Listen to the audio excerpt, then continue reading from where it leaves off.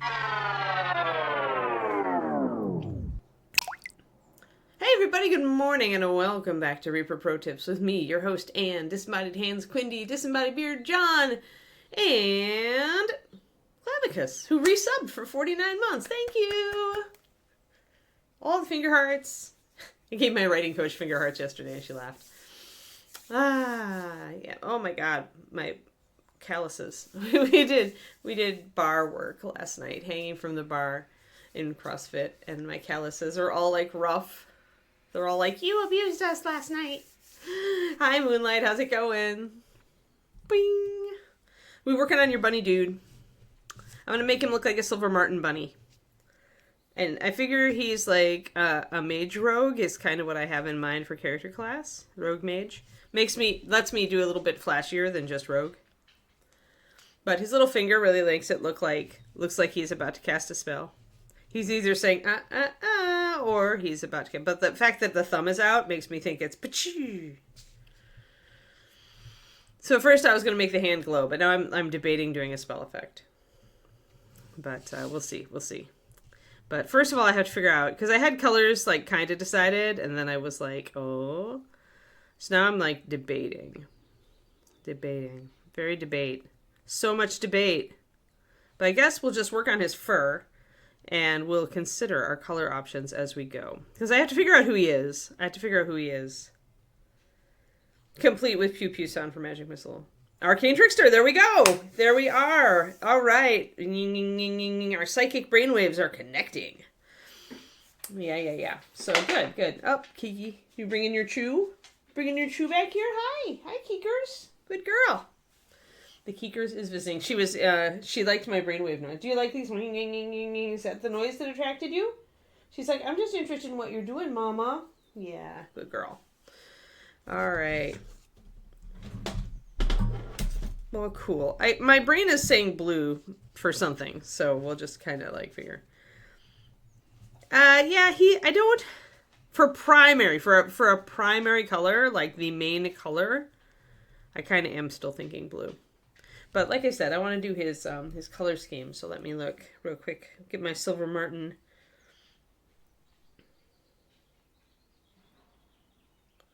References up. I want to do a little bit more white rather than less. Images, please. There we go. Yeah, I want to do something that's got a little more silver, like this guy.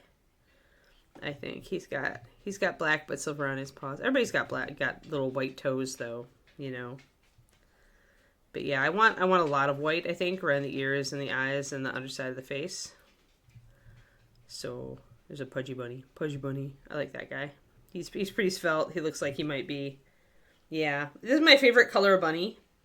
When I was a kid and we would go to the fair, I would always love this color of bunny in the bunny building. There. We got a nice big picture. There he is. Very expressive. He's got little brown eyes. Excellent. I'm going to make him big and then I'm going to take a screenshot and put him in my pictures and then I can just refer to him whenever. Done. Save. And we'll just get our pictures up then, and we'll go to him. So we have a giant picture of the bunny. Yes.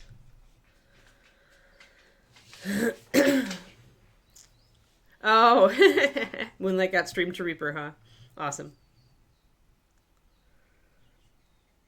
Did anyone... Oh. Yeah, did anybody do my... Well, that we're looking for Hyper Bunny. Hyper Bunny was going to look that up for us. So that's why we're gonna stall. We're gonna do what all great painters do and stall until somebody figures it out. And while we do, we're gonna paint his pretty markings, which won't give us any clue because we're doing it's purely neutral.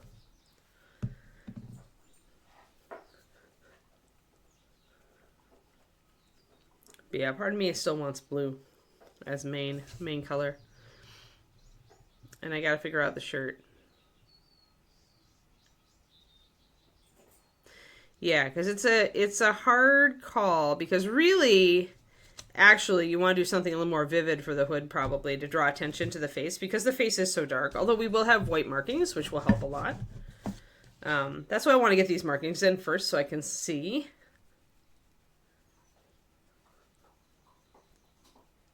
Ah, she's not here today. She's when I needed her most, she wasn't here. Or they, I guess, but I assume Hyper is I should use indirect pronouns until I know. All right, black and then white. Hey, Critico. Not really. Like I like his face better now that I'm really looking at him, Moonlight, but I actually don't like the hood very much, so I wasn't originally going to paint him. But I just hate hoods on characters. I just do. It's, at least we can see his ears and stuff, though. But then when I got to look at him, I actually liked him. But I didn't really feel like he was a companion piece to her. Like, I don't think I'm going to be doing the same basing. I feel like he's more... I don't know. I feel like she was out in the wilds. I don't know if he is. Because Arcane Tricksters I tend to think of as, like, more of a city type, urban type rogue. But maybe I'm off by there. But yeah, I didn't really want to match them at all. Although of course she had blue as one of her colors. Hey, Chaos Queen, long time no see.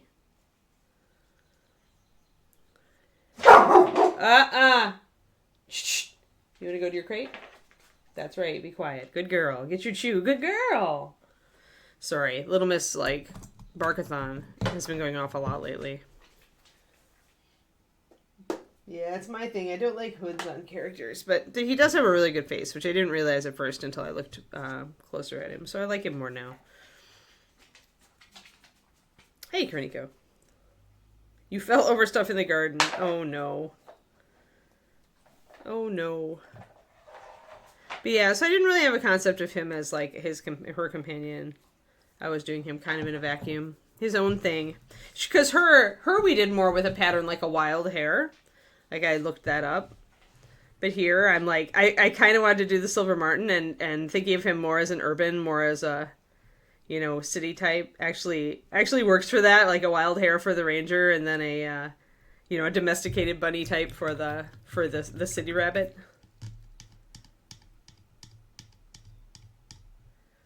I want to buy 40 more of you. I've always been like that. And you know what? It's why Ed hired me. So, and that's a funny thing, right? Everybody tends to go, oh, I can't say it. But yeah, as an artist, I'm thinking country mouse, city mouse here, except country bunny, city bunny. That's why I'm thinking I might actually cut him off his base and put him in, even if it means resculpting his toesies a little bit and putting him in a more cobblestone type or city street environment.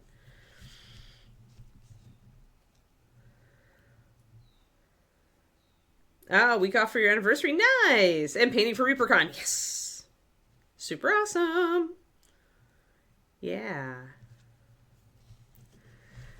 But yeah, it still is uncomfortable for me to bring up stuff I don't like on a sculpt because I love all you sculptors so much. But then I remember that, actually it's valuable input. So, yeah. I've just never liked characters with hoods because it tends to for one, it limits if you're going to do any longer hair or hairstyle. It's going to, of course, totally cover that over. And second, although you've avoided this for the most part, second, the hood can really close in the face and make it really more narrow and not as visible. Here, you've avoided that because, of course, with the Harefolk, the face is going to protrude. So you've actually, you actually get around that with the natural anatomy of the creature, which is nice. But yeah, that and I don't know. I wish he had a little cape. I really wish he did. If I had a little cape, because my other thing with him is that I can't do very much. I couldn't do really a lot of freehand if I wanted to. That of course that's just me, and I'm an advanced class. Most people wouldn't care about that.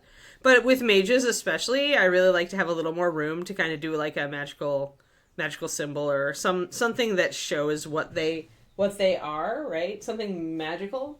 I don't have one right now. But when we did the female mage, we did those magical symbols on her, and then we've done other stuff like that. So that would be my one wish. Like if I had a wish, and I wouldn't actually the hood. Like I think if he had like kind of a capelet with his hood, then I would be better with the hood. I don't know. A green stuff cape, yeah, that may be on my. No capes. Signal add mode. Yeah, I know. But I like capes. Crowley, thank you for the resub with the Prime. Hi, Kiki. Why are you like being here? Why don't you settle down being with your Chew, huh? You're a silly girl. I know you just want patents. Good girl. Good girl. Yes, I'm gonna make sure I didn't lose any other resubs back here. 27 years with Dogfather. Nice. This mini replaced B-Folk. And I don't know, it would be on the first VOD of this. So it would be on a VOD rather than the YouTube. It would be definitely, it wouldn't be the B-Folk, it would definitely be the first episode of Rask, where we talked about colors. My problem is that if I don't do red up here, if I do red on the shirt, it's going to be pulling bright color down here. And I don't want that because I'm going to have a hard enough time getting focus on his face. So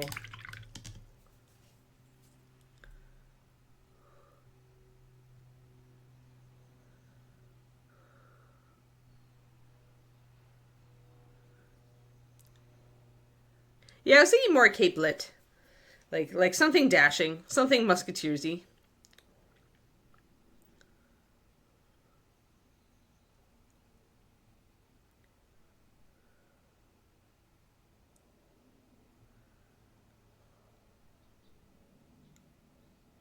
Okay. Blue, purple, and red. Yeah, that's what I was still seeing. So at least I'm not seeing things. Hyper Bunny seriously just did your job. They looked up the VOD of the Harefolk so that we could figure out what colors I wanted to do. So all right. So first thing first, face. So we've got white with sprinkles around the eyes, and then we've got around the muzzle. It gets lighter, and he's got extreme white around his nose and around his little mouth and around his like little cheeklets. So cute. All right, so cute. So adorbs. So very adorbs. All right, I think I can work with that. So let's start just putting in. We won't be able to do as much detail because it's a 28mm model, right? So we just have to suggest those markings. Blue, oh, right, blue, purple, red, orange. All right.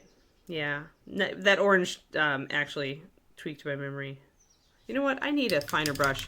There are times I reach for my really, really worn in Da Vinci, and this is one of those. If I want to do really fine line texture, then I need to use a thinner brush, a finer brush on this, because my bigger Da Vinci is not going to cut it. Instead, I want to work with his cousin Skinny Da Vinci over here. Just going to let me do finer marks. Could also move to the Rubloff brushes that Kirill uses.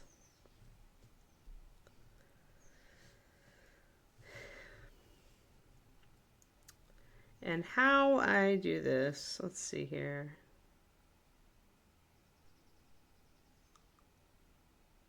His eyelids are really, really fine, so I'd have a really light stroke. But you see how big and fat that stroke is next to this stroke down here, how fine it is? That's the difference between these two brushes. Yeah, I'll switch to the Rubloff if I have to. I want to see if there's white on the top of the nose. Nope, just a little bit. So it's just a little bit of faded white on the top, but mostly it's around the nostrils. So let's do the big markings.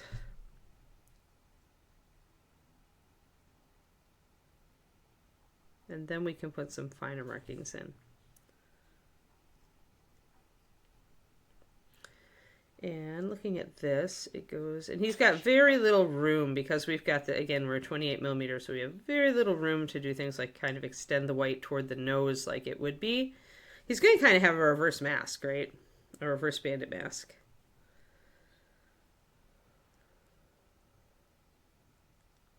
Yes.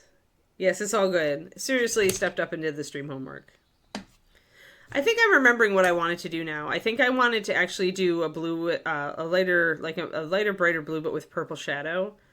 And then I was looking at red and orange for some of the other flashy stuff, and then maybe a darker blue, purple shadows for the pants. Make him pretty flashy. Pretty flashy bunny.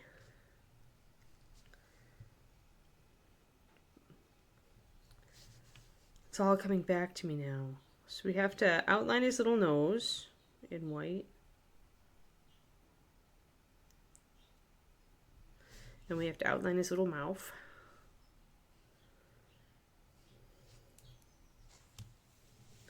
You did it though. Good.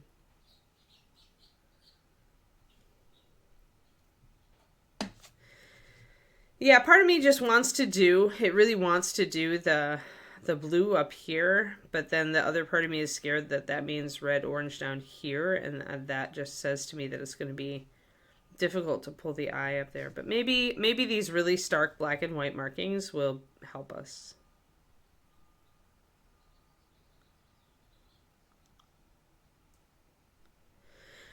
Because fine detail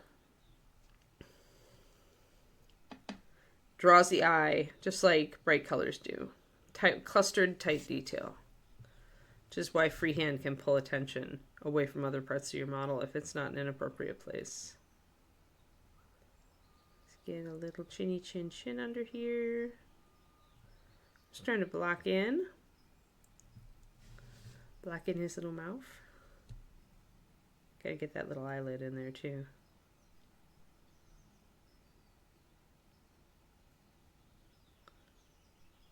And we'll make this a little bit neater as we go, but we're just going to pretty much block it in, touch it up.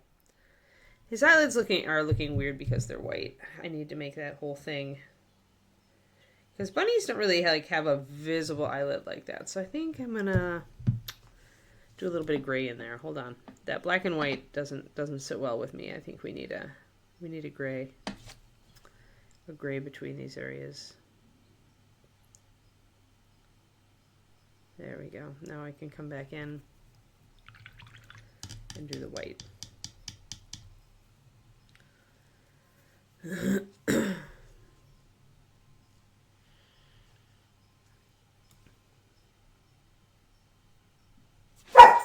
Kiki, that's enough. Settle down. Do you want to go to your crate? Settle. Apparently I have to close all the windows. Actually, what I need to do is put the fan on so that she has white noise otherwise. She's going to hear every little sound out on the street and think that it immediately is an axe murderer. 1 second while I do that, and then we'll come back to our bun. Stop it and settle. Yeah, I know.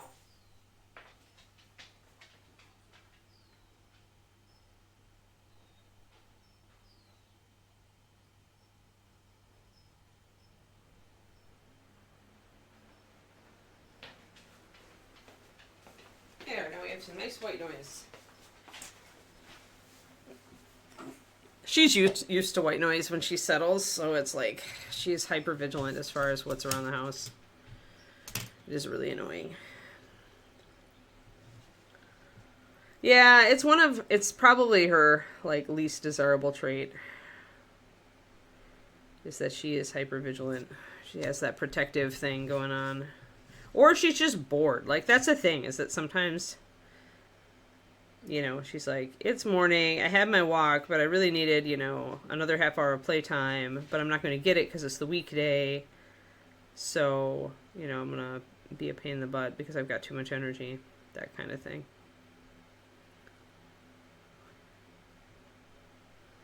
Trying to get more of this pattern in here. It's very bright.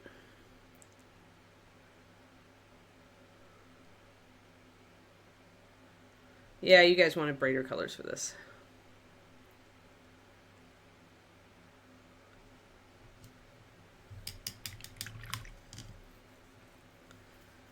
She should be quiet now that there's a fan on. She won't be able to hear all the little things outside because of the white noise. So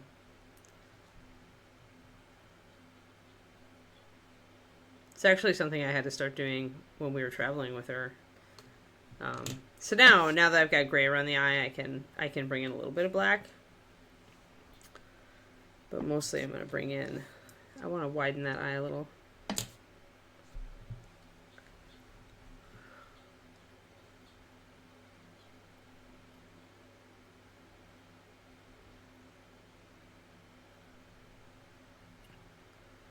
And I like putting that black mark up there because it kind of gives him the eyebrow there.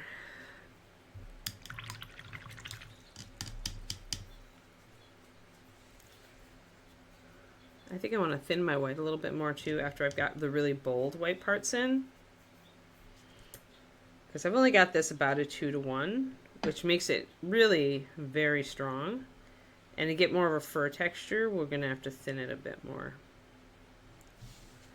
So we're going to bring in our white. Yes. Kiki, that's enough. It's just garbage trucks. So I'm going to just do a... Kiki, enough! Settle.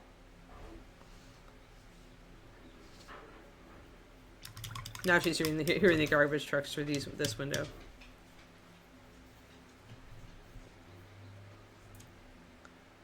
I mean, the good thing is she doesn't sit there and bark just because she's bored.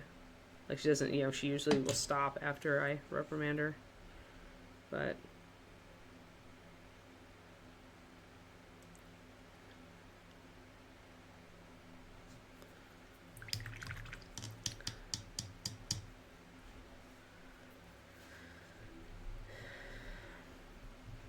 yeah, Leo was really hard of hearing. He was pretty much deaf by the time he passed away.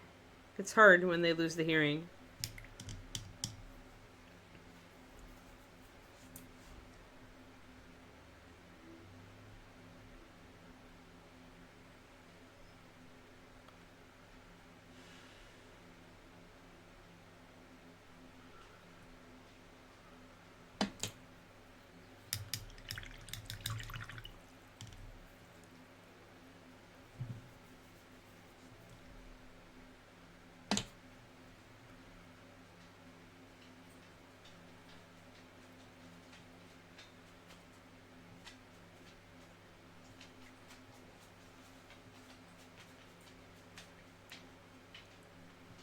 So I'm going to block in just the gray all over here, and then I'm going to use my black to hit the eye and the eyebrow. It's just going to be a little easier, I think.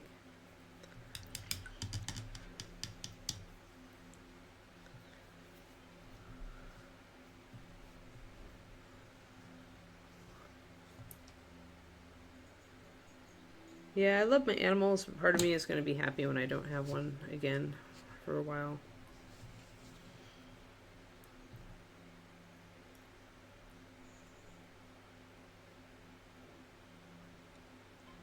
Unless Kiki turns into a Kiri. Kiri was pretty much beautiful, like the last few years of her life. She was really a great dog.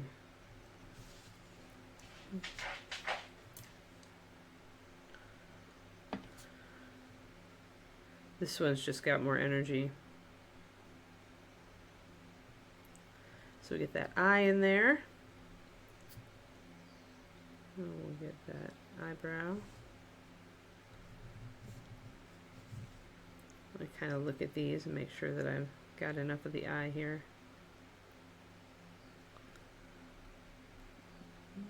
There we go. All right.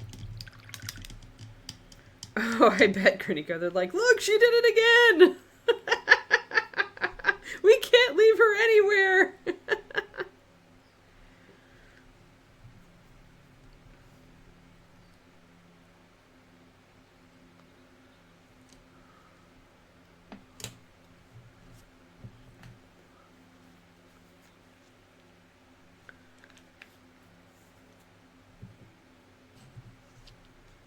I put an extra drop of water into my white. I'm going to mix it up.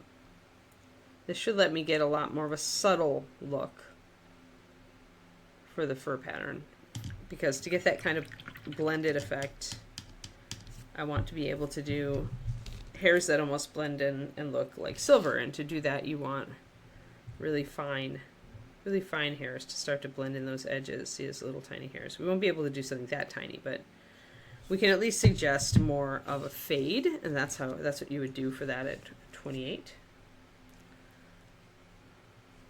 I'll probably have to go back and forth a bit until I get the effect I really want.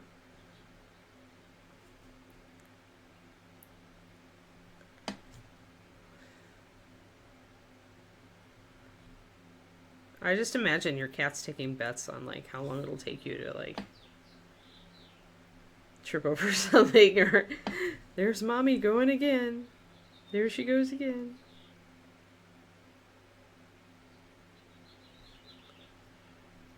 I told you we couldn't let her out of the house.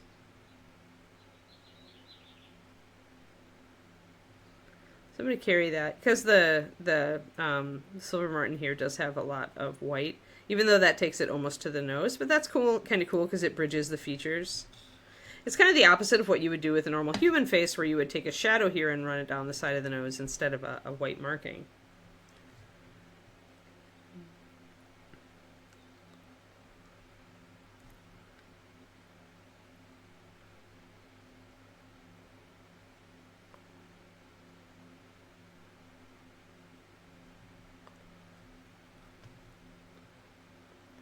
So those lighter brush strokes right there, they look a little bit, yeah, they look more gray, even though they are made with pure white. That's kind of the blending in thing we want to do.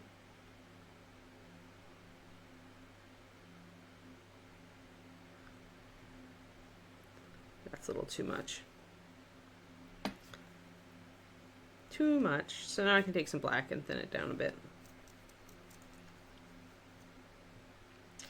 And yeah, with a tiny face like this and trying to do these markings, we will be going back and forth a little bit. It's just the way we're going to be.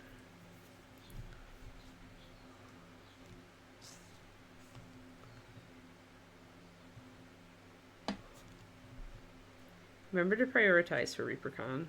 If you think you might run out of time. So I can go reversed over this marking here and kind of fade it in. If you think you might come out of time, run out of time, figure out what piece is your highest priority and do that one first. Sometimes we put off starting the piece that like we'd most like to do because it maybe is a scary or intimidating or something we haven't tried before. But that usually just means we're never going to get it done.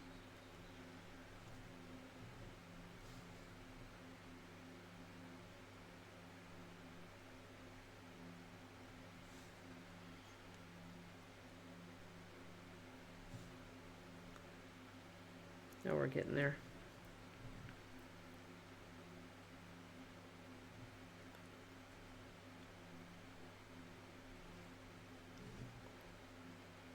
I really like that side, except I need to blend in that eye marking more. This part's coming up. But the eye markings make him very expressive.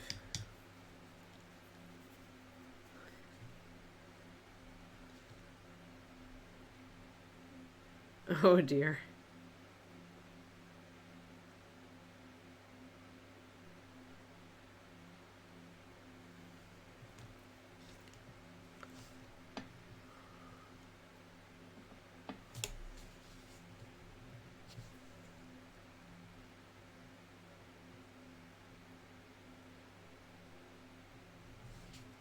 So I used a little bit of black to kind of like make more of that hair stroke effect. This side it's a little less precise. So I just go back and forth, kind of like figuring out like what's going to look the best. This is a little bit stronger than this, so I want to make this a little bit more. Oh man, I never strip stuff. I just always paint over it. I never found stripping stuff worth the trouble. If I really, really hate all of it, I'll prime over it.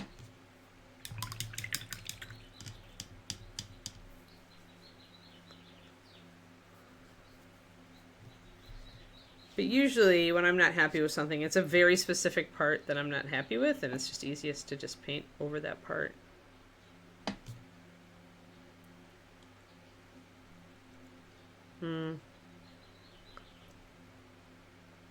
Yeah, well, stripping pieces works for you, then good. Go do it.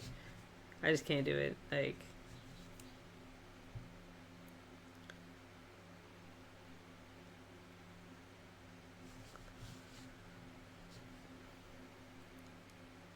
oh, apparently I'm doomed to rewrite, guys. Like, I had hoped, I had my meeting with my writing coach yesterday. And, you know, mentioned that I hoped that eventually I was going to not have to rewrite a book that I was writing.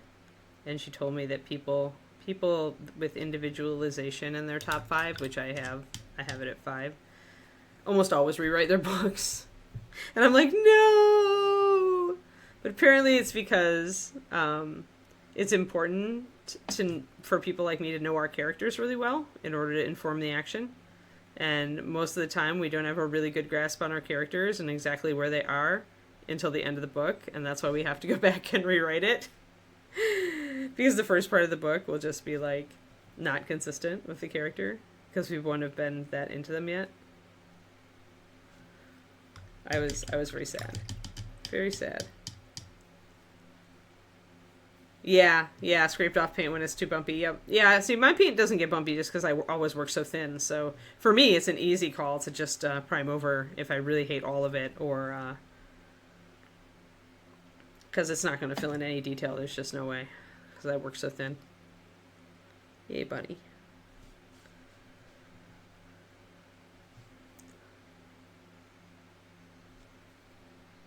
Trying to paint this like a silver martin rabbit. Bryce. Putting that here. We have a reference. He's very handsome too. We have a very, very handsome reference. It's very pretty. We'll make this guy's eyes brown too, just like that. We'll give him friendly eyes. Friendly eyes. Yeah, once I have this dang book done, I'll be able to make a little more time for painting, I think. Although David and I have been getting sucked into computer games a lot lately. The new Diablo season just started and he's all up in it. Oh, I was going to tell you, Quindy, I'm going to play a Necromancer this time. I'm embracing my inner Quindy. There we go. So we got to make the muzzle a little bit whiter over on this side.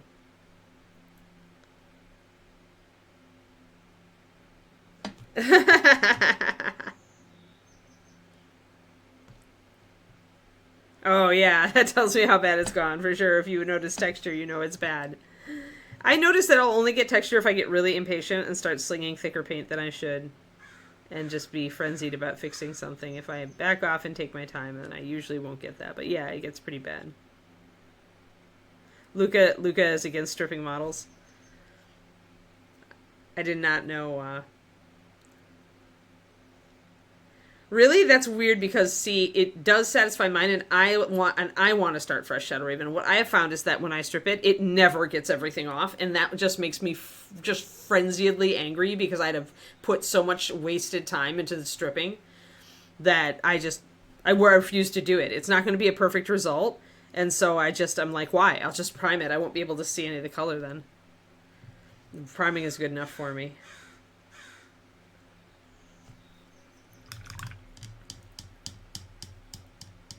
He's team just paint over it. Good. Yeah, yay, Luca, yay. Yeah, because otherwise you're wasting all the work that you have done that maybe was good, and you're actually setting yourself back more. That's my thought process. So I'll show you a family photo because you mentioned big. No, that's not big. Bucky's is not big. This is big. My fam's in Italy right now. They're at the Coliseum. The Coliseum. It's pretty cool. I wish I was in Rome right now. Or, is the Coliseum in Rome? Yeah, it is. But look how cool this is. It's super neat. Look how tiny the people are.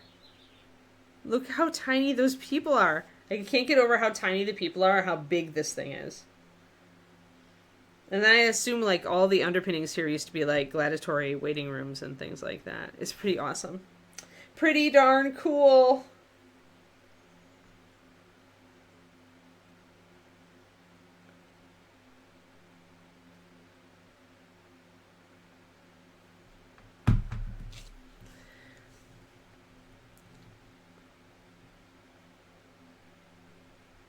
Yes, those are people. It's insane. It's really huge. All right, now I want to do the cheeks. It's going to be some cute little bit of silver markings on the cheeks.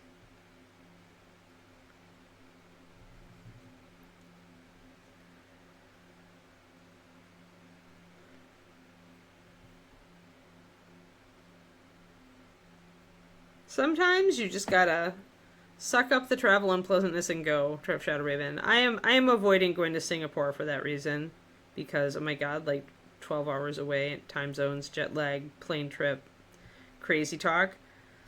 But I really want to go, so someday I'm just gonna suck it up and do it.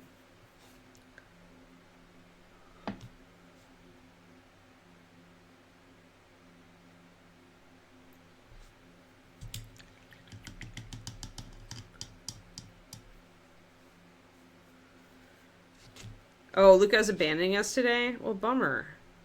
After I was going to, like, happily commiserate with him about people who strip their models, but no. Thwarted. I'm thwarted. The other thing my writing coach gave me is homework. Because I told her my next book was about the foxes. And she's like, you know what you should do? You should get a hold of every book on foxes that you possibly can and read it. And I'm like, I love you, writing coach. This money is worthwhile.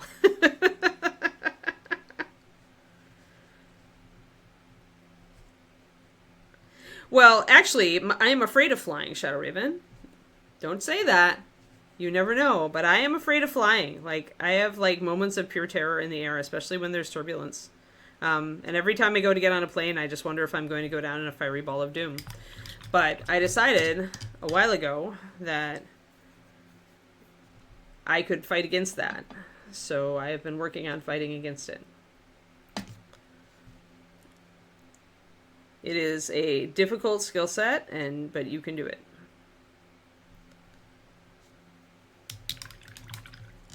Everybody's brain has irrational fears. Like, but you don't have to let them rule you. You can work on it. It's up to you if you want to. I did want to travel. I do like I really like experiencing different places. So I set out to get my fear under control so that I would be able to. But yeah, I was super scared of flying for a very long time. For a very long time, I would leave death directions to my significant other. Like, if the plane goes down in a fiery ball of doom, here's what you do. Like, seriously, I would do this. So I'm not exaggerating.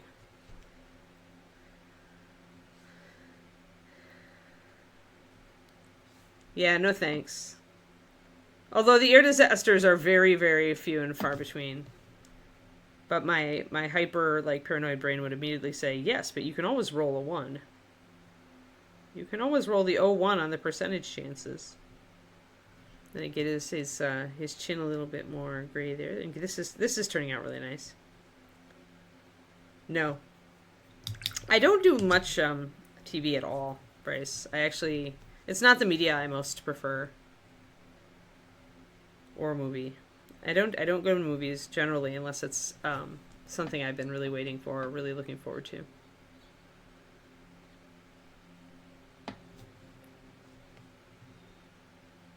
Have you no, I mean, I get it, Shadow Raven.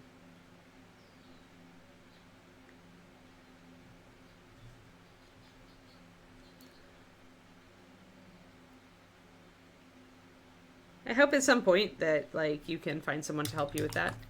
Just because I don't like, any of my friends to have to, like, live in, like, a lot of fear state and anxiety. It's just never ideal. We all want our friends to be happy. So someday I hope that you find somebody to help you with that. That can help give you the tools that you need.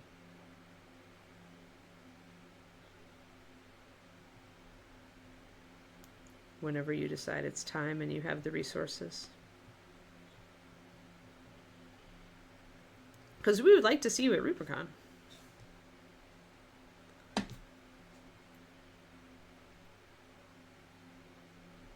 There we go.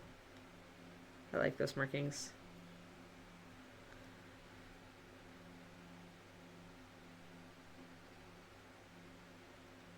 Yeah, it's super hard. Yep, that is absolutely true. And it would have to be a baby steps kind of thing. And you'd probably need a professional to help you hyper. And it's up to you. Like if you are resolved to just keep it as part of you, then that is your decision and nobody else can tell you it's wrong. We all are, we're all going to do what we're going to do. Like, this is our control in our life. Like, I am a control person. And so I don't like it when, like, my fears control me. And so that gave me the courage to step up and face some of them.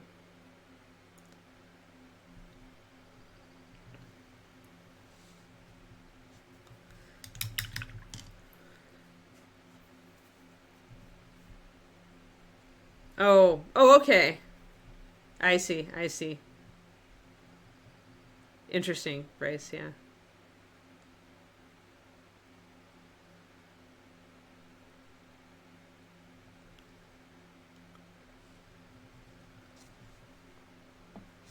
I'm going to actually, my white got a little bit too thin, so I'm going to actually strengthen it by adding a little half a drop, I think. There, small drop. It's easy to go a little bit over or back, you can thin too much and then you have to walk it back by adding more paint, and then you go too thick and you have to walk it back. And ideally what you do is you kind of just learn to add just a little bit and tune it. David is, I'm not, Bryce. My stuff that I've been painting lately, like, I could finish it in time, but I just, honestly, I look at the single day badge cost for Kubla, and I'm like, it's not worth it. I don't play any games. I go just to hang out. I don't want to do the speed paint. Like, I honestly just go to hang out. And entering the competition is not worth $60 to me for a day pass. I hate to say that, but it's so true. Why are cons, like, I get that they have to, like, fund themselves, but that really high day pass cost when I'm not gonna do anything at the con except for one thing is, like, it's just not worth it for me. Like, so even if I did press through and finish, like, probably Dragon is the one that I would try to finish because he's really close to done now. But most of the stuff I've been painting for the last year has been really just stuff for me. So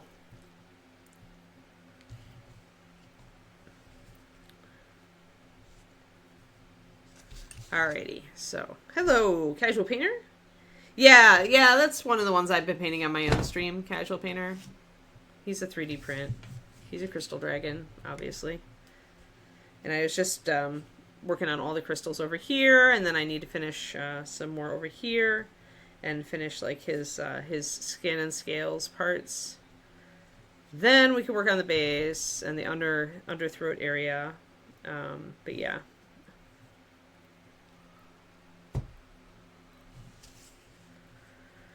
But yeah, most of the stuff I've been painting is just kind of... might be worth it if they have the baby arm trophies. But I already have, like, a Kubla Best in Show, right? So, unlike David, I don't feel compelled to keep competing unless I've been working on something that makes sense to enter. But because my stuff is really, I've just been painting for me just to enjoy it. Except for, like, this one will get entered at ReaperCon to try to win one of Christine's trophies once I get her done. She's almost completely done.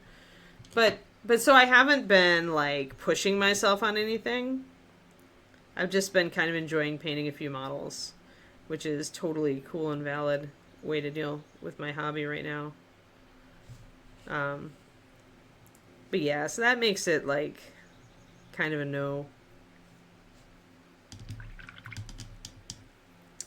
Oh, you mean this guy? Was this guy Moonlight? Or the Gemstone Dragon from Reaper? The Gemstone Dragon from Reaper, actually, no.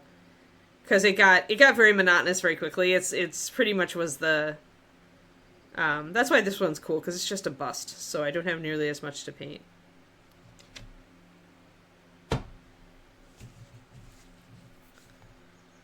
But yeah, the Gemstone Dragon from Reaper, I don't even know where it went. It's around here somewhere. I decided not to continue, and we, Yes, the chat is completely random today. Sorry. But yeah, the Reaper Gemstone Dragon I didn't finish. I need to trim this back a little bit. There we go. Boop. Cute! So cute! So cute! Adorbs. And then... I think the inside of his hands are going to be white, pretty much, so I want to start with a gray. And then the backs are going to be black for the most part. And there'll just be a little bit around the fingers. The fingers will be paler. So I want to start with a gray if I'm going to work up to white. Because if I start with a black, it's going to look too stark. So I'm going to just mix a medium gray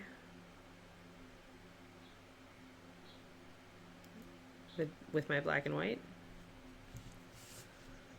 And this is one of those rare instances where I won't add color to my black and white, really. And the reason is just that the rabbit is so obviously just black and white. Like, it's very stark, right? So I'm going to just embrace that. I will probably mix some blue in for a dark, like, gray blue to highlight the black. I'm going to paint the other paw. And I'm just doing the whole paw gray. I mean, keeping some black back here, but it's probably better if I paint it all gray and bring the black back with a brush stroke that suggests fur.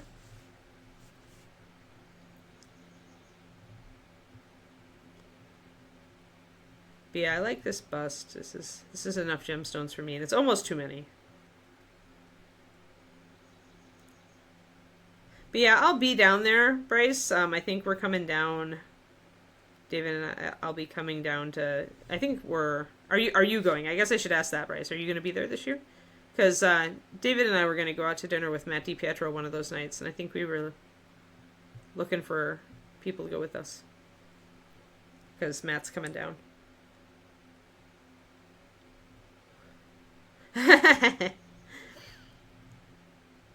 She can see this one.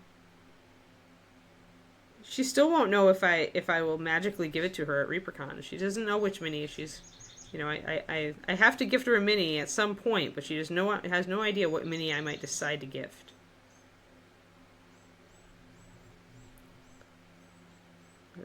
I'm catching up with all the sculptors I haven't gifted yet, except a few I just don't have. I haven't grabbed suitable models for.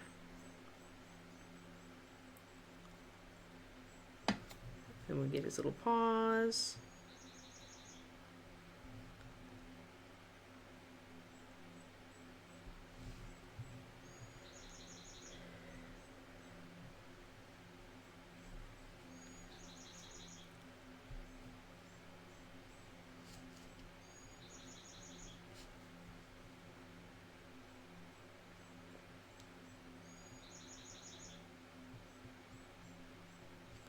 Yeah, I mean, it'd be worth it if I did all the stuff, you know, if I was going to enter the competition and do the speed painting and, you know.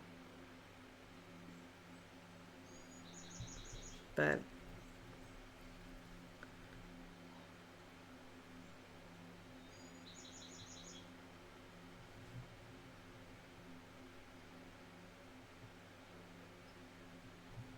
And I'm just going to bring just a little bit of a brush stroke up there. I need to refer to my reference again to see what the back legs look like. Ah, wrong thing. There. All right. So it looks like they're mostly black around the edges, but they've got around the knee, they're actually light. So I can do the front sides light, or I can do the back sides light. Maybe I'll do the back sides light and leave the front sides dark. But we ended up having a family reunion. Yeah.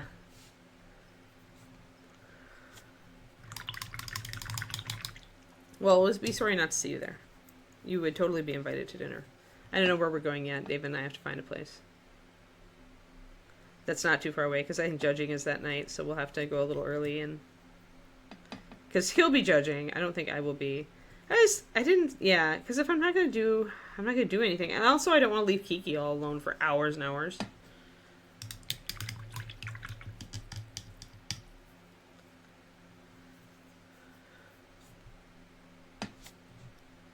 Let's try like doing the white back here. The nice thing about the legs is we have a lot more room to do the fur pattern. So let's do kind of like the feet and the back of the legs. And we'll carry it a little bit up onto the heel. That'll be cool.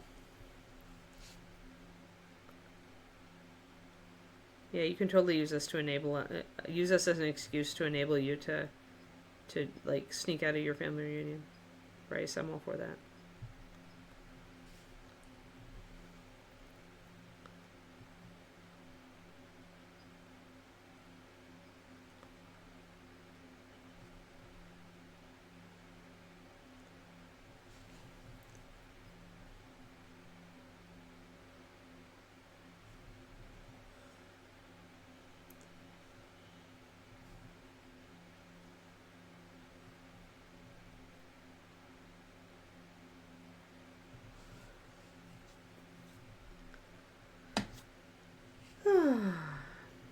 And I'm kind of, honestly, I'm okay with not judging this year.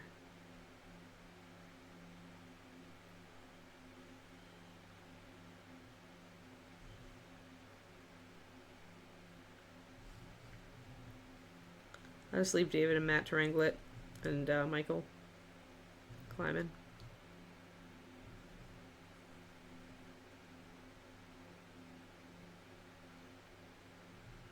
I'm going to do little brush strokes that are kind of suggesting fur, even though we're not really at that point yet, just to remind me that that's what I want to do.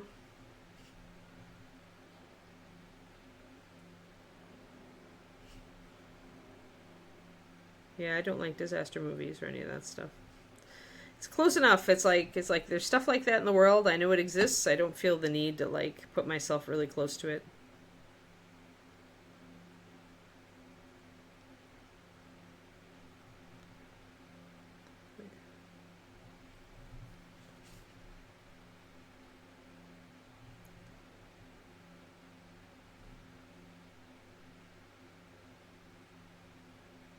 Alright, get some fur and some texture, so we've got those, and that's kind of what we're looking at, and that's good. His arms will be mostly dark.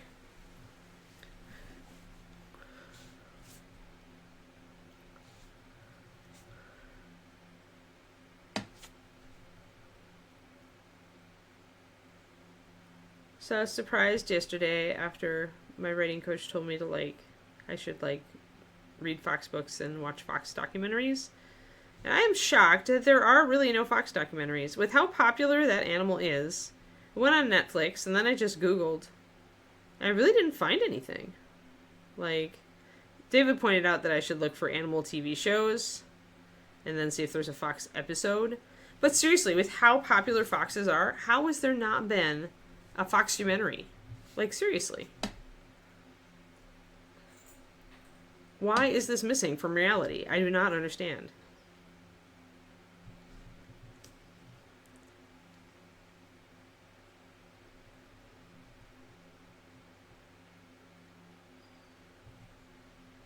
So I'm going to put just a little bit of light here just to bring up this area.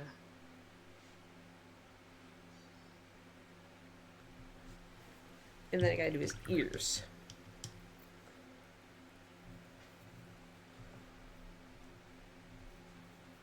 Floofing is painting fur to look like fur. Seriously? I was not familiar with that term. So the insides of the ear are going to be white.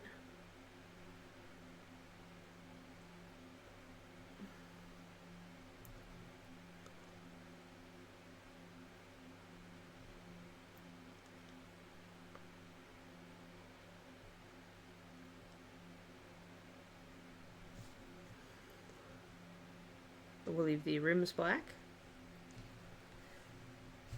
Secret Lives of the Fox on YouTube. Okay, Kroniko. Hold on, let me write that down.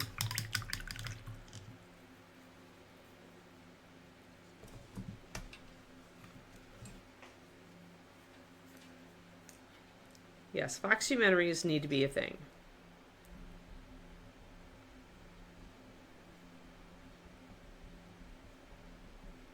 I did find 2 really good fox books on YouTube. I will go looking.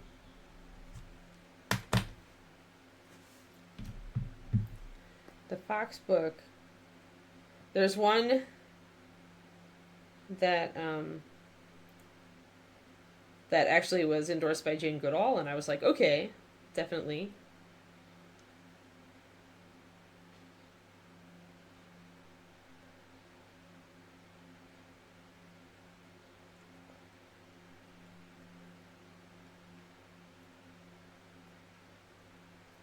I'm trying to find the book that I found because it has the cutest cover. 1 second, I'll look at my orders. I have to share the cute fox book.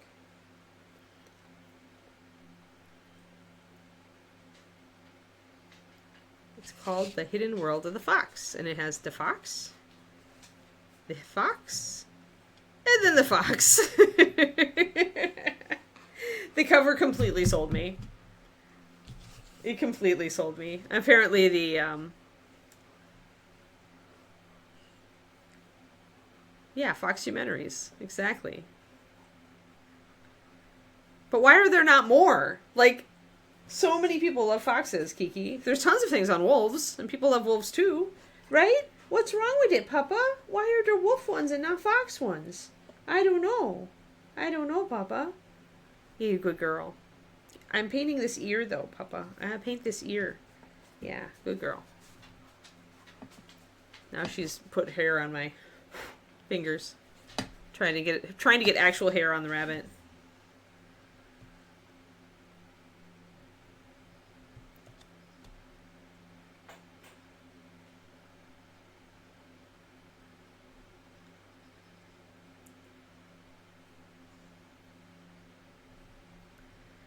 But yeah, so I'm going to read it and see if I learn anything from it that can inform my fox book. It's probably going to be a while before I start book 4 in Bear Kings. I'm going to work on some other stuff instead. In the meantime, I used to take June and July off from writing and kind of use it as a recharge time, but I don't know if I'm going to do that this year. I've been very consistent with my writing this year, like more consistent than I've ever been. I kind of don't want to lose momentum. So, all right. Now we can start making these actually white so they'll match the face. Let me just I just want to check one more thing about... Okay, yeah, so the white, there is some white up on the back of the head and the ears, so we can do that. We can't really get the back of the head, but we can do the white streaks on the back of the ears.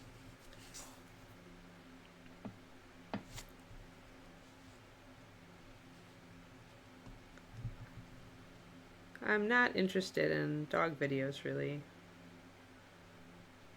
I'm looking specifically for foxes.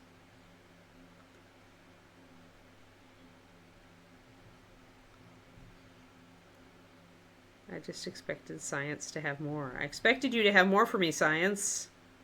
You have failed me with the lack of foxymentaries. There.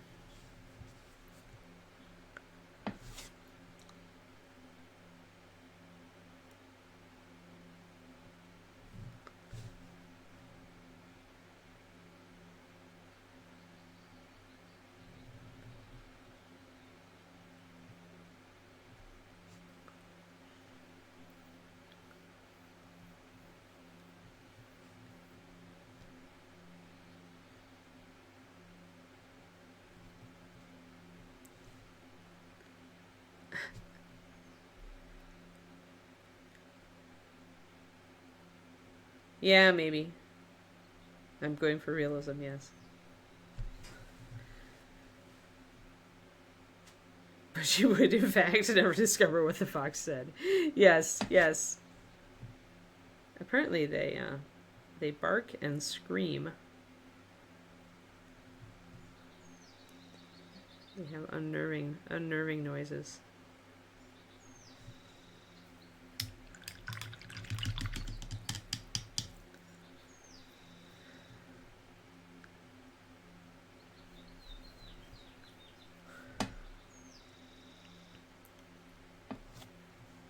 This is a little too much. So I'm going to bring some black in to minimize it a little.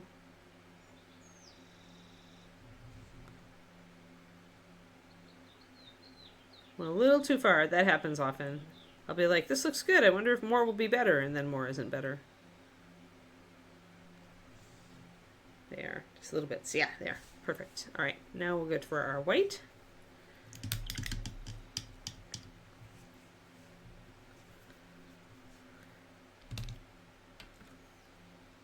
Oh, where's my mixing brush? Mixing brush, there it is.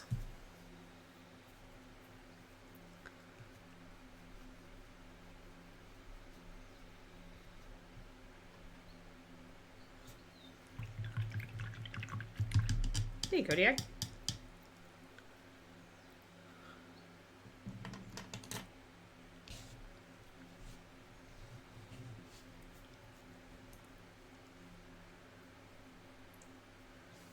One thing I will do is I am going to, even though I didn't want to leave black here, I do want a line around these fingers.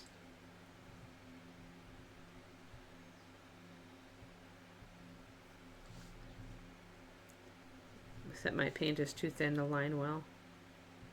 That's not good. Well, we'll just have to fix that.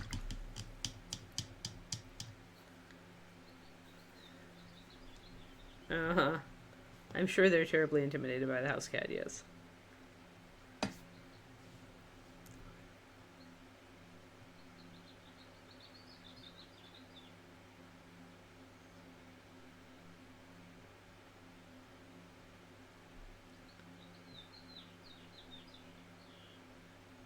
So we'll just go over this gray area, and in places where it makes sense, I'll do fur texture. Probably not on the hands, because the fur is going to be so short on the hands.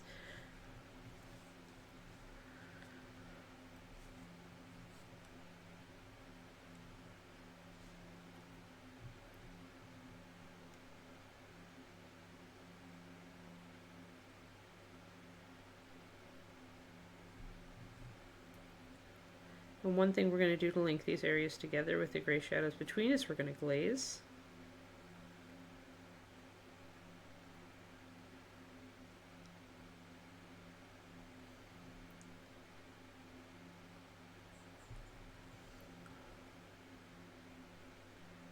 So I'm going to block this in, leaving a little bit of gray.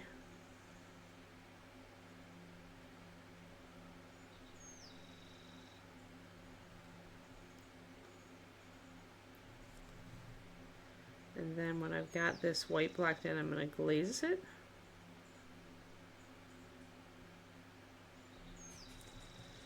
To bring up the hand a bit more.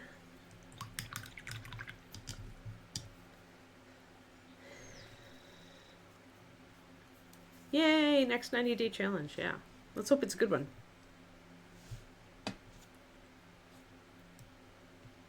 How did you guys do?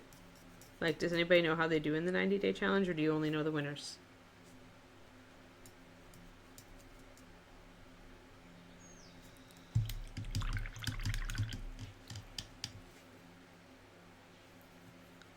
That's true of any creative endeavor. You must always, if you're, and most of you actually my coach says that because I am like, I have a heavy like learning emphasis on my brain, how I love to learn and love to like teach, that I'm naturally going to attract other people who love to learn.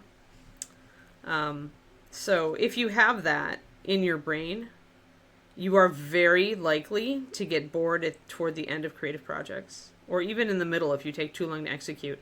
So this is what I was talking about with Zechariah yesterday or the day before, where if you have this kind of brain, it is best if you sit down and do it right when you get inspired to do it.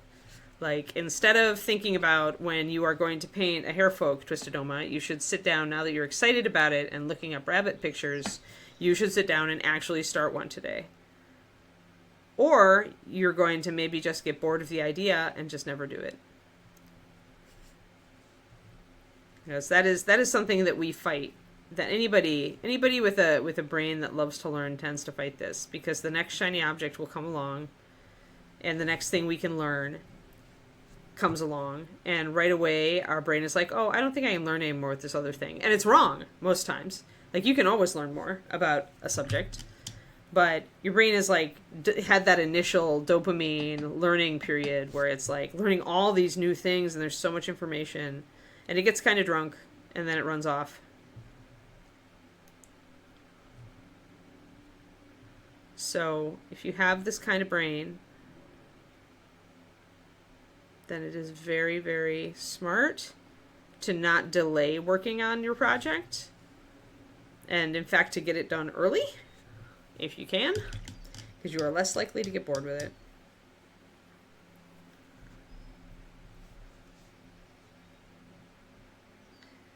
Yeah, Hyper, and that kind of brain does have that boredom clause where it does get bored easily.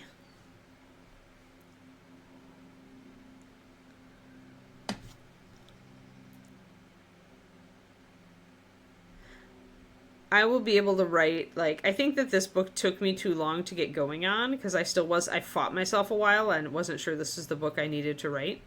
If I had committed to it earlier, I wouldn't have struggled like this, and I probably would have made my deadline. But now I'm fighting the boredom in addition to just fighting my unhappiness at being late. Then just get as much as you possibly can done, and try to work on the boring parts first. You guys know that's what I do, Kuro. If you hate wings, don't save the wings to last. Do the wings first. And the good thing is, if you work on the boring parts first also, usually those are the big bland parts. And by getting those done, the model will look closer to done, and hopefully that will like kind of get you excited when you need to get excited about the model to still be excited about the model. These are all tricks and tips.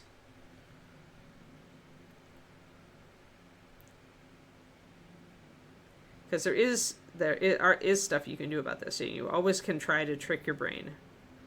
Brains are very trickable.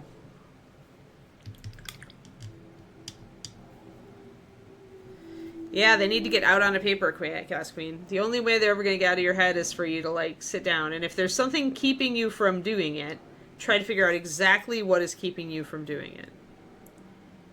If it's fear that you don't know enough, then learn it. Like, right? So, like, for me, I didn't know anything about self-publishing books. So while I was submitting to agents, I learned about self-publishing, so that when the time came and I decided to go that direction, then it wasn't easy, but I knew the steps. I wasn't held up by not knowing what I needed to do next. Yeah, then the best thing you can do is to make a habit of it. Chaos is just to say, I'm just going to sit down and play with my book ideas, right? And I'm going to do it, it depends on if you're more of a free-form life or if you live by routines. What kind of person are you? Do you really love routines and habits, Chaos Queen, or do you like to more have a free-form kind of day? I know I live by my routines. I have my life organized so that I can get things done with a minimum of pain and it all makes sense.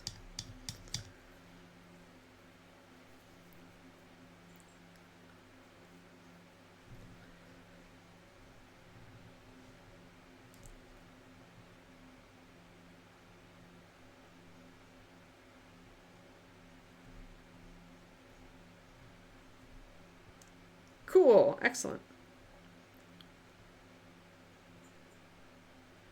Yeah, not knowing what is next. Because a lot of us have brains that are seeking certainty, and they seek certainty even in places where it doesn't make sense or we cannot possibly get certainty.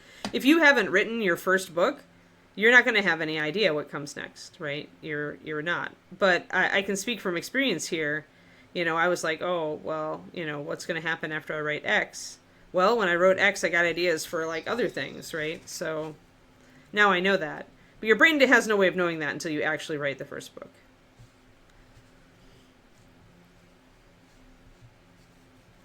So there's some things that you will never get certainty on without actually starting the project. I'm going to blend in a little bit more, glaze in a little bit more here.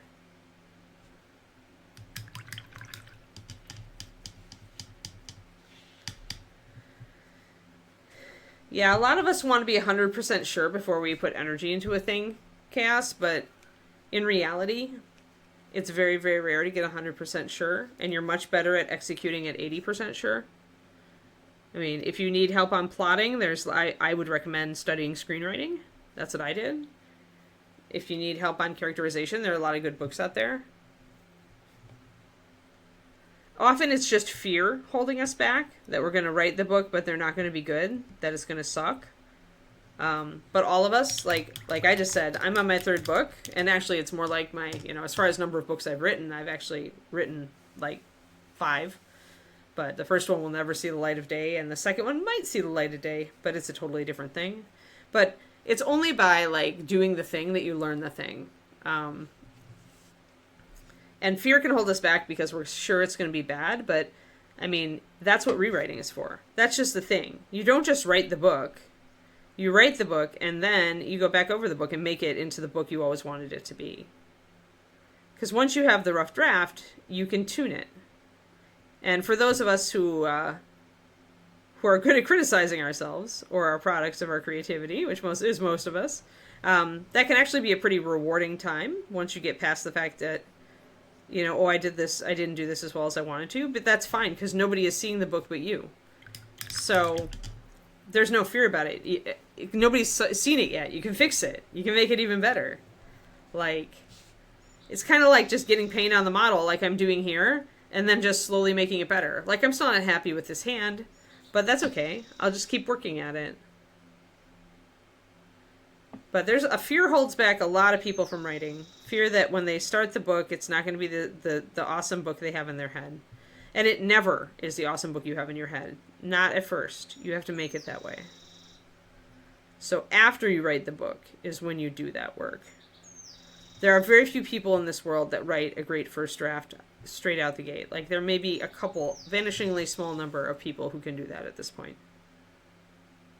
And we don't like them. But seriously. But yeah, everybody, even Stephen King writes crappy first drafts. He has to change stuff after.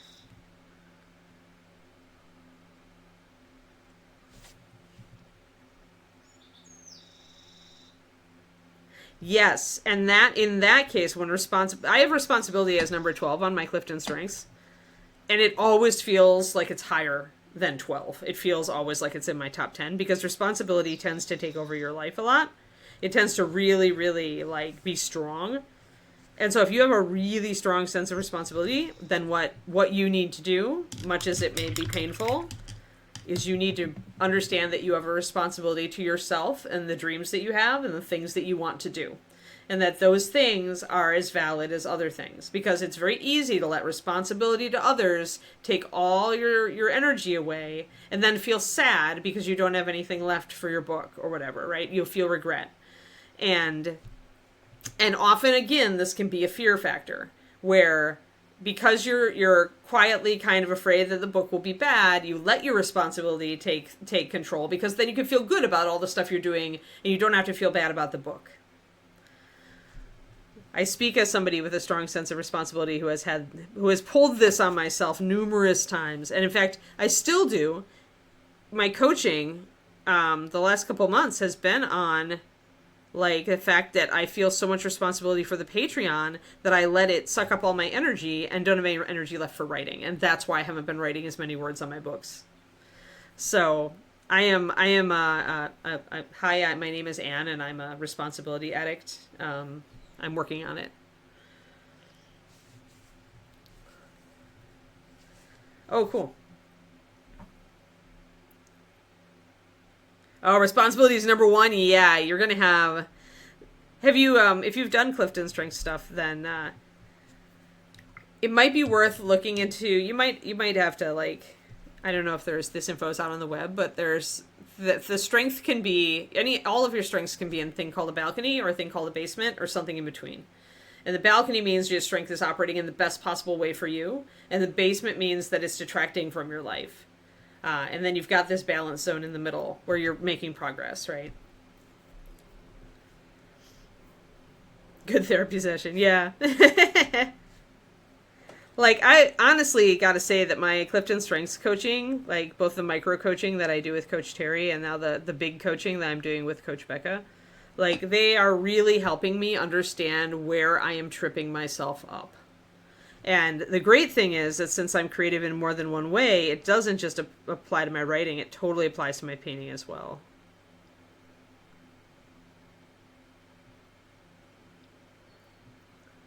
But yeah, responsibility is a demon. My responsibility is number 12, and it does feel like it's like a number 6. It feels like it's always on. I have to talk it down sometimes. It usually turns into a therapy session. Sorry, guys. But this is stuff that we deal with, right? As when we're trying to prioritize our hobby. Like, that's why I like to talk about it, because I've been through this, and it can keep you from painting.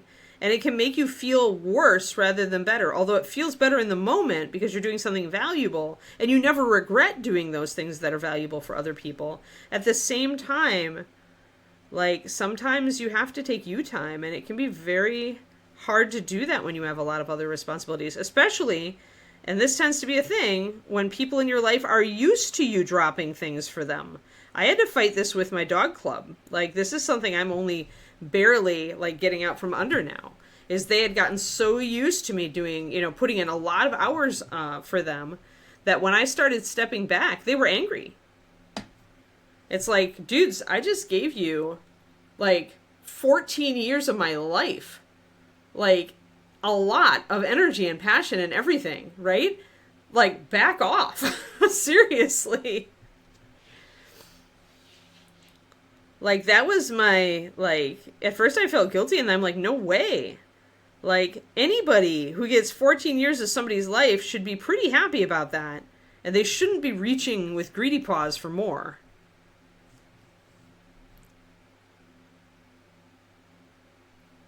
Hey, Jay. How's it going? I'm doing good. We're talking about when you feel a sense of responsibility and it keeps you from doing the things you love because it's like, you get that kind of like feedback from doing stuff for other people instead, but that you can feel secretly sad because you're not putting energy into like your painting or your writing or your dreams, the things you would really love to do. And you just tell yourself that your responsibilities are more important. But then you can do that like for so long and like me, I wish I would have like seriously stepped back from the dog club ages ago. I would have gotten so much more writing done. I would have had more time and energy for it.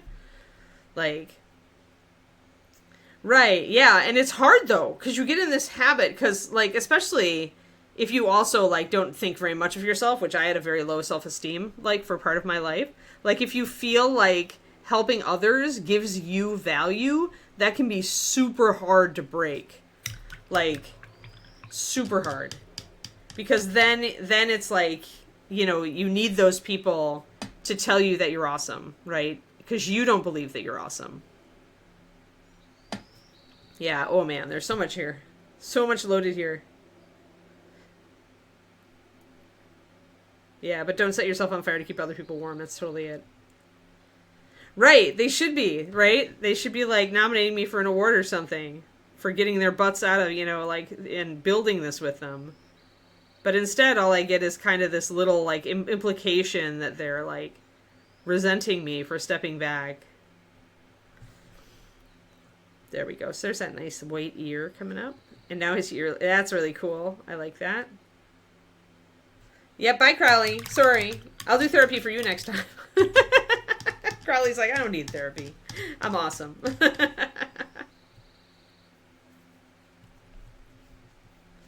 But yeah, so I mean, I've been there and I understand. It's very, it's really affirming to do so much for people that you're really valued. And what was the wake up call for me was realizing really that I wasn't that valued, that they were just like depending on me to do everything.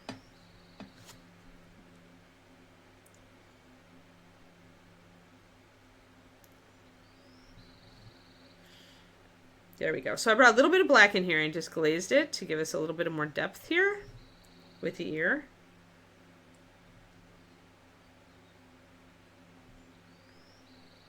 Yes. Oh, I'm a child of the 80s. Like, totally, man.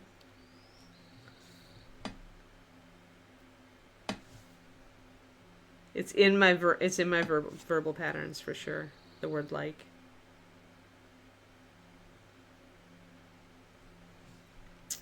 There we go. So now we darken that down, and that helps tie this area to that black outline.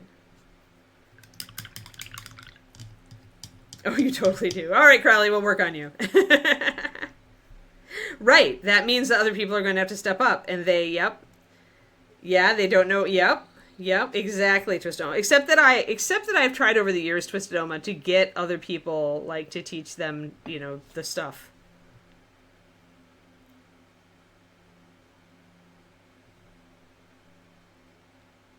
I'm going to bring in a little black around the edges here. Get this ear looking nice and furry. Yay. Hey! D&D session, yay!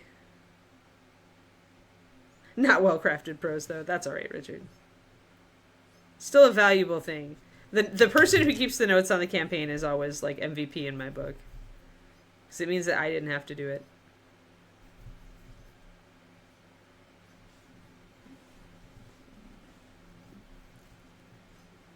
But that's the problem, right? Getting people to step up. And the thing that always drives me crazy about orgs is that people will sit and complain about something, but then they won't take the steps they need to improve it, right?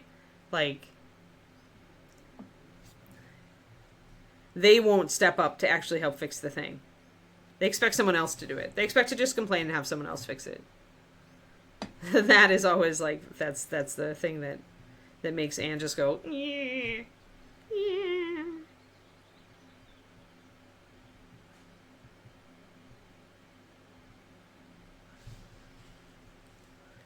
I'm going to get this ear all fluffy looking like the other one. So I'm doing a little, and luckily Christina sculpted the texture here. So that helps, but I'm not necessarily trying to hit all of her texture perfectly. If I see the texture, then I'll paint it accordingly, but a lot of it is more subtle and it gives you room to just do like a fluffy look with little strokes of your brush. Yeah, I've gotten to be that way too, Kodiak, where I'm like, okay, then give me a suggestion, and then they just kind of sit there and look uncomfortable because you put them on the spot.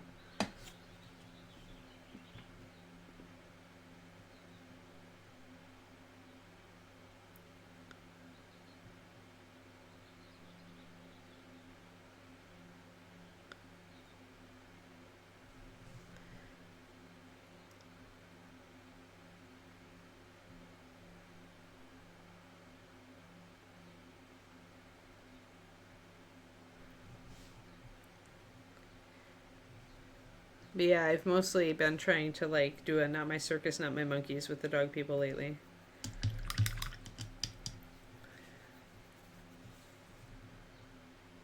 Except when they need me to do the things that are on my specific list of things that I still do for them. Alrighty. He's cute. Here we have fuzzy little ears. I feel like this is still a little bit too strong.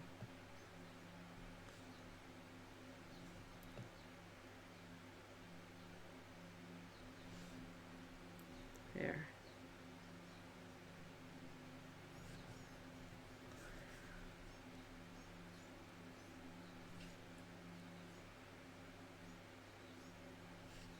Gonna line around these fingers now that I have the paint. Yeah, Bunny's getting there. Bunny's getting there.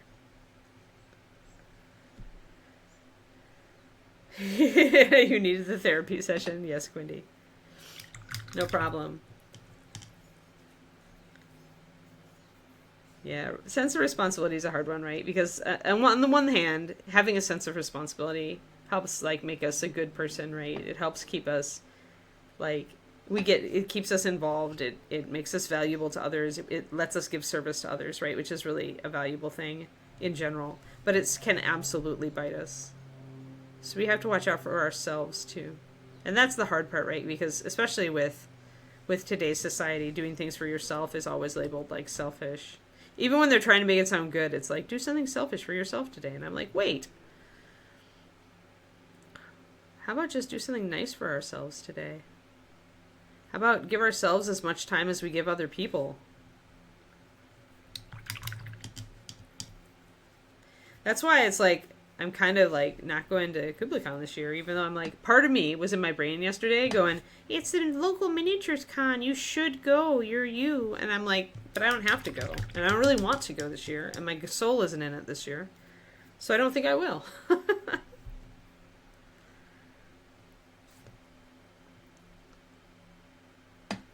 But yeah, it can be double hard because people will put pressure on you to keep the same, right? To stay the same so that they don't have to step up, so they don't have to do the thing, so they don't have to learn how to do the thing.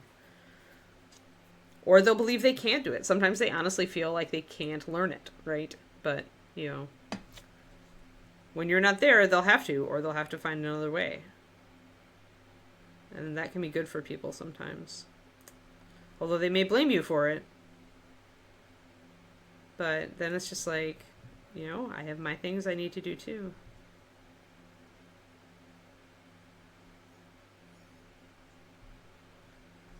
Alright, I'm going to do this white glaze a little bit more on this finger. It's still a little bit too stark. I want to still see those. Yeah, there we go. A little better. We want that light gray, that the wrinkles there to be really light gray. And the lines more to be black between the fingers to lining.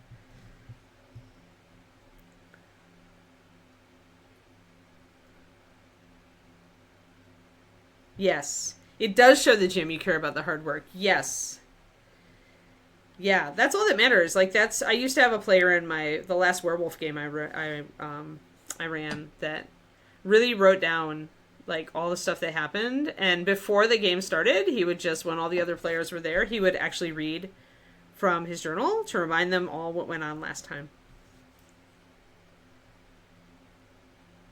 Right. Yeah, I kind of believe that too. Moonlight is it took me a long time to understand that in my life, especially with the dog club, because honestly, without me, we would not have created what we've got. Like, if I had not been there pushing and pulling and getting people to work together and doing all the stuff, I don't think anybody would have done it.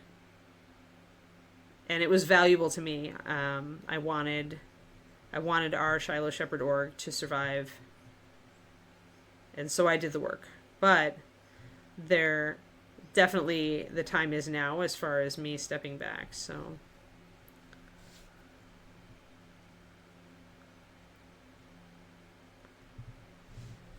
now it has to live on its own merit. If it is not able to survive without me, then it was never solid to begin with.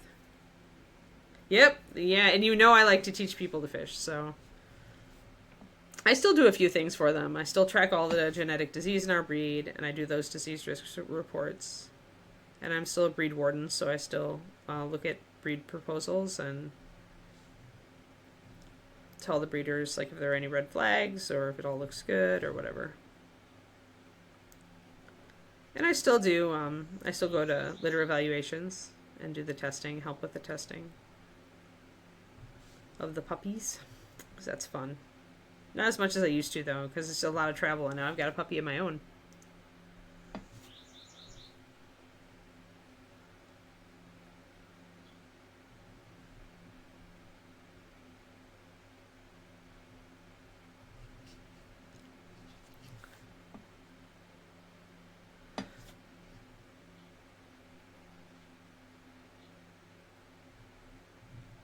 Alrighty, so we've got a fair amount done today on the markings. We've got the face and the ears looking pretty okay. Like, I'd call this a soft finish. Once I start putting everything else together, I'll see if there are places I need to improve things or tighten things or change things.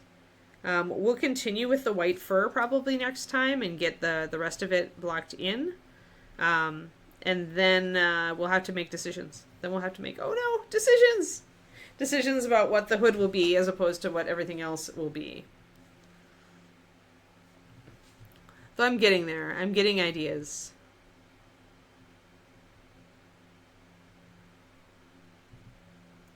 Slowly. Slowly I'm getting ideas. I haven't decided on whether black or white is going to be my off color for the stripes here. But I'll get there. I'll get there. Yeah, I remember now. Thanks, Hyper. If I ask again next time, by the next time we paint this model, if I ask again, then you'll have to recite it again. But I think we'll remember now. Okay, so tomorrow we're going to be working on bases. We're going to base work. We are going to green stuff our dragon's base so that she has a step that she's stepping down on, or down from. And we'll do stonework on the base, and we'll fill in the back a bit. So that's what we're doing tomorrow. We're green working it. Yeah. To get another Christine mini done. She turned out really nice. So we have her on her base. Yes, thank you all. Thanks for dealing with my my therapy rant. Ah, dearie me. But yes, all good. I have actually, just as good. I keep track of time today. I have a doctor appointment follow-up that I need to get to. So I need to walk the puppa and eat. Oh yeah, you looking at me, puppa? And then I need to abandon the puppa for a little while and do my doctor's appointment. Plant some Shasta daisies. Have fun. Yeah, sounds fun. Indeed. Of course, Cast Queen. Hope to see you more in the future. Big hearts. Big hearts to everybody. Thank you. Thank you all. Thank you for everybody who subbed today. We love it. And thank you, Quindy, as always, for being here to hang out in case we get trolled. Trolled or worse. I'll see you guys tomorrow morning, all right? Have a good one.